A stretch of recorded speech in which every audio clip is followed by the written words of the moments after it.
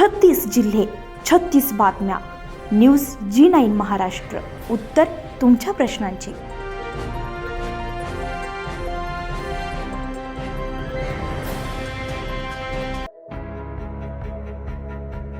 बोदवड तालुक्यातील जामठी येथील विघ्नहर्ता ग्रुपच्या युवकांनी सामाजिक बांधिलकीचे दर्शन घडवत पर्यावरण संवर्धनासाठी एक स्तुत्य उपक्रम हाती घेतलाय.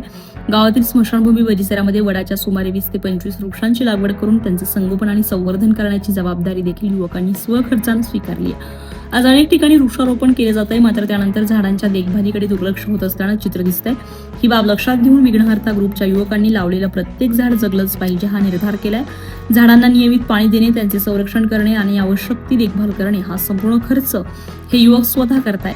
या उपक्रमामुळे स्मशानभूमी परिसर भविष्यामध्ये हिरवागार होण्यास मदत होणार असून पर्यावरण संरक्षणाबरोबरच सामाजिक उत्तरदायित्वाचा आदर्शही या युवकांनी समाजासमोर ठेवलेला आहे. त्यांच्या या कार्याचं ग्रामस्थांसह परिसरातील नागरिकांकडून कौतुक होत आहे.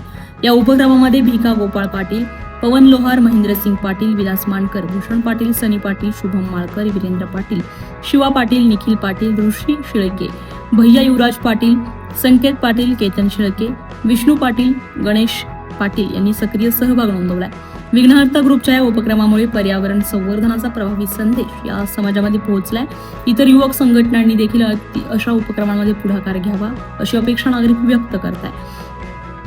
मी विघ्नहर्ता ग्रुपतर्फे स्मशानभूमीमध्ये वडाचे झाडं लावण्याचा उपक्रम हाती घेतलेला आहे.